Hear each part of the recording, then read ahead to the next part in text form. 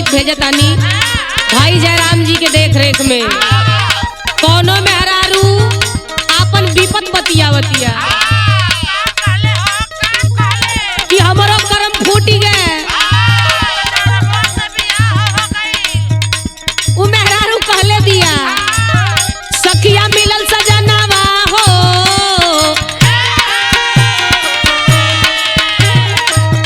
सखिया मिलल सजनवा रहेला रंगदारी से बात करेला गारी से ना।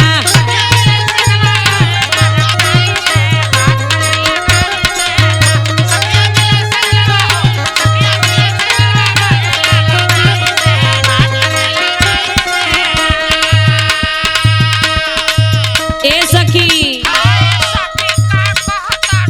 सुना, दिन भर कुकुरे नियर भूखे मुंह में पान कचर के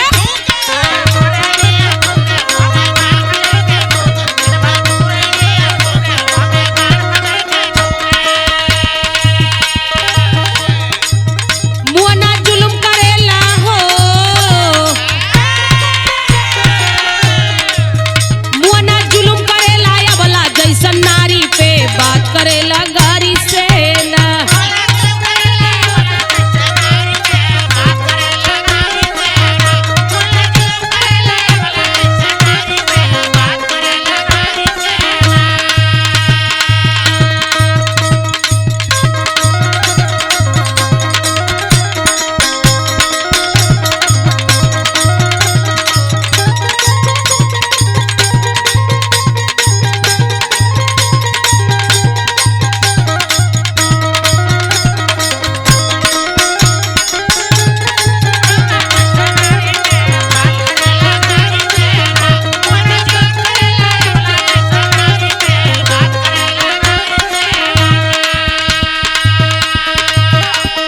ए सखी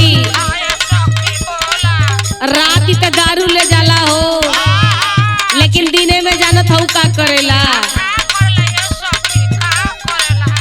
गांजा दारू के शौकीन दम्मा उपटे रातो,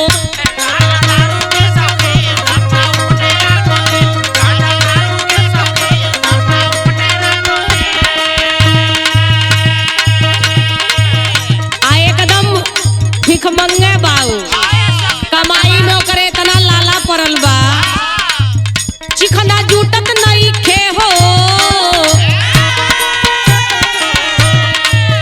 चिकना जुटत नहीं खे काम चले तरकारी से बात करेला गारी से ना।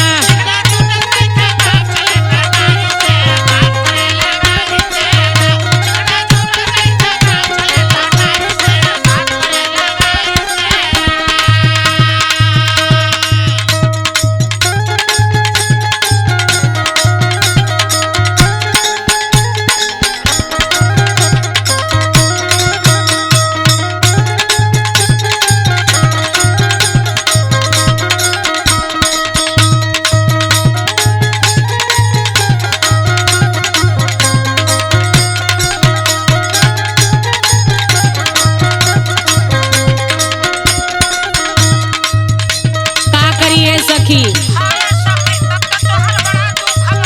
हमारे नसीब में यह लिखल रहल है। सुनाए सखी ऐसन पाई के भतार निरमा हो